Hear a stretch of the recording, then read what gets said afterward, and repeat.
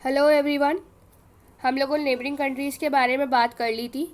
अब हम लोग को उनसे जुड़े विवादों के बारे में बात करनी है। मतलब इंडिया का उनसे क्या क्या डिस्प्यूट्स चल रहे हैं उसके बारे में पढ़ाई करनी है। ठीक है। सो हम लोगों ने सबसे पहले पाकिस्तान पढ़ा था, तो पाकिस्तान के डिस्प्यूट्स भी देख लेते हैं। बहुत सारे डिस्प्यूट्स है पाकिस्तान से। तो मेन मेन हम लोग को पढ़ने होते हैं। That is POK, Sir Creek, Siachen glacier, Rann of Kutch and Indus water treaty. Moving to POK. POK का full form Pakistan occupied Kashmir, मतलब कश्मीर का वो भाग जिस पे पाकिस्तान ने अधिकार कर रखा है। ठीक है, इन्वेट कर रखा है। अब ये यहाँ पे डिवाइड हो गया है।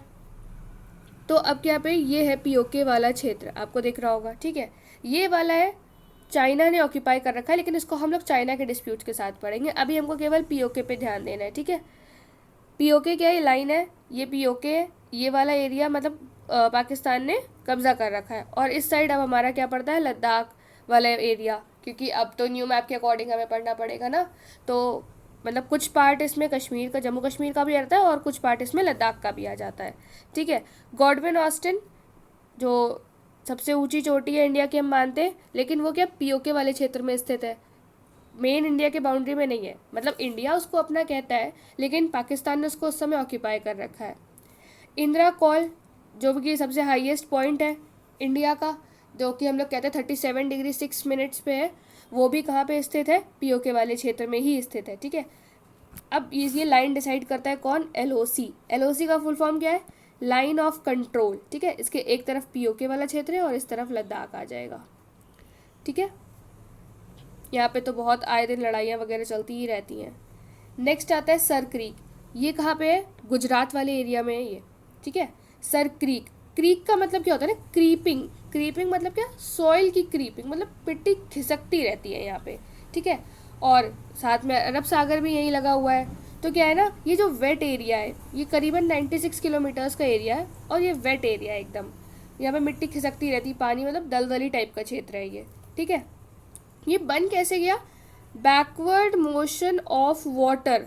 कौन से वाटर का, ओशन के वाटर का। ठीक है, यहाँ पे फिश, पेट्रोलियम, सॉल्ट बहुत ही ज़्यादा मात्रा में पाई जाती है, इसी बात का विवाद है।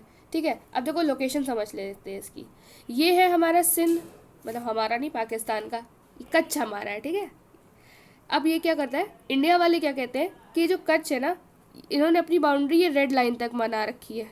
इंडिया ने कहा ये हमारी बाउंड्री है। ठीक है, लेकिन सिंध क्या, मतलब पाकिस्तान वाले क्या कह रहे हैं, नहीं, इन्होंने अपनी ग्रीन लाइन यहाँ से खींच रखी है। इन्होंने कहा नहीं, हमारी बाउंड्री यहाँ तक है।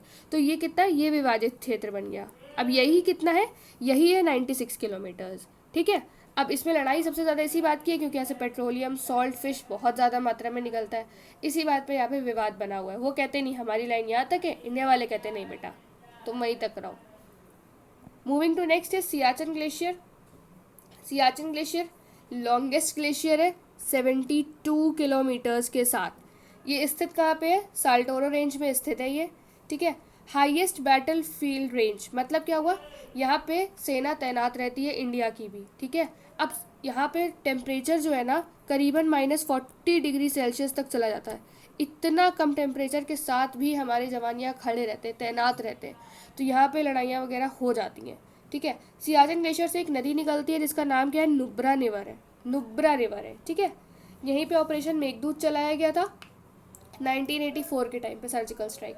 तो इसमें क्या कर दिया गया था कि जैसे ये सियाचिन ग्लेशियर है, अब की सिचुएशन ये है कि इसमें 3 साइड से तो इंडिया का अधिकार है और एक साइड से पाकिस्तान का अधिकार है। ठीक है,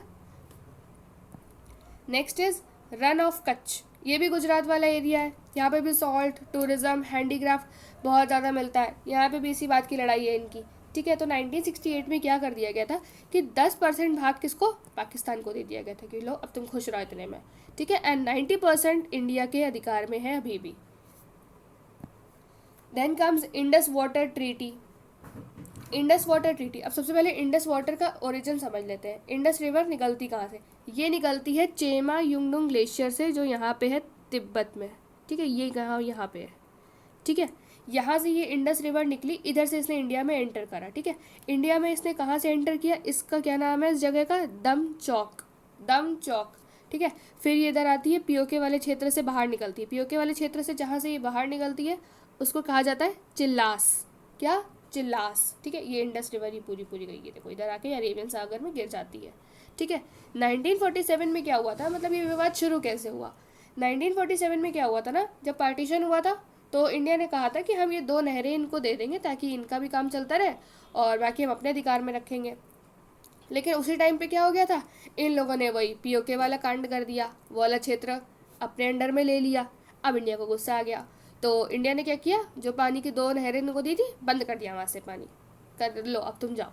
ठीक है, तो इन्होंने वो नहरें बंद कर दी, वहाँ पे सूखा पड़ने लगा, पाकिस्तान में सूखा पड़ने लग गया। कितना ज़्यादा सूखा पड़ गया था, 17 लाख एकड़ की ज़मीन में सूखा पड़ गया था 2 नहरें बंद करने में। फिर भी वो चलते हैं। ठीक है, तो 1940 उसी टाइम पे 1948 में अमेरिका में ना क्या चल रहा था, टेंसरी प्रोजेक्ट चल रहा था। ठीक है, टेंसरी प्रोजेक्ट जो लिथलिंगो द्वारा चलाया जा रहा था। ठीक है, मतलब रिवर प्रोजेक्ट्स वगैरह, कैसे रिवर का पानी मेंटेन करना, ये वो। तो उसी टाइम पे नेहरू जी ने इन्हीं को कांटेक्ट किया कि भैया हमारे यहाँ भी आओ, इतना दंगा फसाद चल रहा है, इसको सॉल्व करो आके। तो तब इन्होंने बोला आके कि नहरों का ना, नदियों का ना पार्टीशन होना ज़रूरी है, तभी ये डिस्प्यूट सॉल्व होगा, अदरवाइज तो ये चलता ही रहेगा। तब जाके इतना लंबा टाइम होने के बाद 1960 में, मतलब 1947-48 की चीज़ 1960 में आके वर्ल्ड बैंक के पास आई। वर्ल्ड बैंक ने इसको कहा कि हम डिवाइड करेंगे इसको, दोनों कंट्रीज़ को बराबर बराबर पार्ट मिलेगा। तो पाकिस्तान को मेन नदियाँ कौन सी दी गई, इंडस, सिंधु नदी, झेलम, चेनाब। उन्होंने कहा आप इसका 80% वाटर यूज़ करोगे, रेस्ट 20% किसको दे दोगे, इंडिया को दे दोगे। ठीक है, और इंडिया से क्या हुआ कि रावी, व्यास, सतलज, ये 3 नदियाँ जो है इसका 80% पानी आप यूज़ करोगे और 20% पाकिस्तान को दे दोगे। तो अब ये लड़ाई सॉल्व हो चुकी है। ठीक है, और इसी के साथ पाकिस्तान के डिस्प्यूट्स भी ख़त्म हो गए। नेक्स्ट वीडियो में हम लोग नेक्स्ट कंट्री पे चलेंगे। तब तक के लिए thank you so much and do subscribe the channel.